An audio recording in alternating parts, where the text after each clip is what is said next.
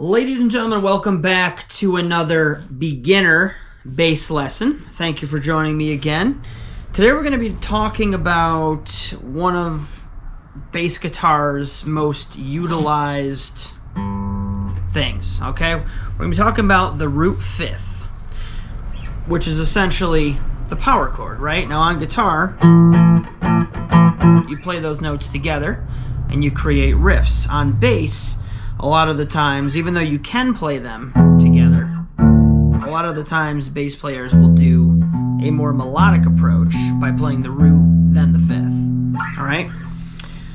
This can be used in a multitude of ways, with a multitude of rhythms, and obviously being as creative as possible would be in your best benefit. But the bottom line is, I just want to go through what the root and fifth is, find it all over the place, and then show you something you can do. So you pick any note you want on the neck. I'm going to pick 4-3.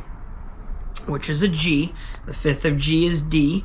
The D can be found on the A string 5th fret. All right, so you are getting that form right there, and that is the form that you will have for every root fifth power chord that's above the 1st fret. So if you're doing an open string power chord, it's going to be a little bit different. We're not even going to discuss that.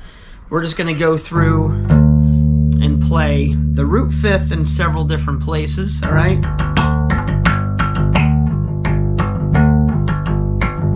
I'm going to move up a little bit to the 8th fret, and then your 5 can be found on the 10th fret of the A string. All right. Move up to 3-5 D and play the 5th on 2nd string 7th fret.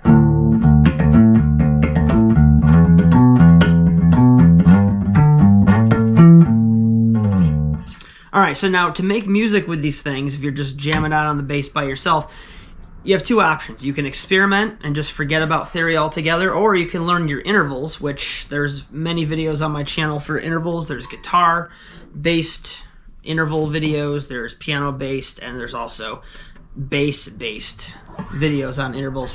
And what you're going to do is you're just going to, I like to throw in intervals of a minor second, which are just 1 fret away. I like to throw in 3 frets away.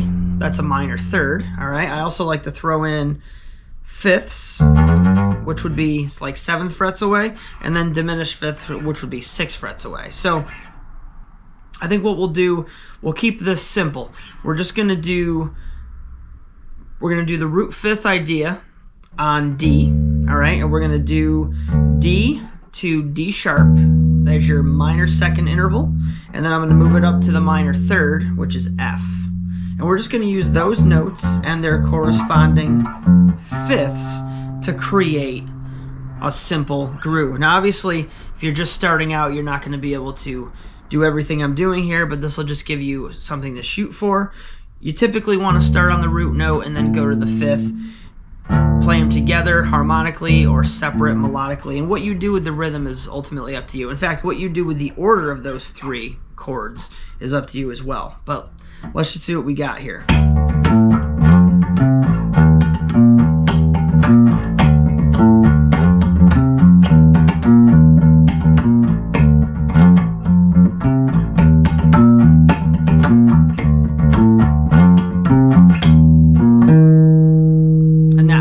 Right there, that is your octave. So that just reinforces the root, but an octave higher in pitch. So my approach to that was to start on the root D and to go up to the minor third F, and then back down to the minor second. The minor second's kind of a tricky interval. It's not the most pleasant, but sometimes that's a good thing. And I hung on that for 2 rounds to really cement it home, and then we resolved back to the 1.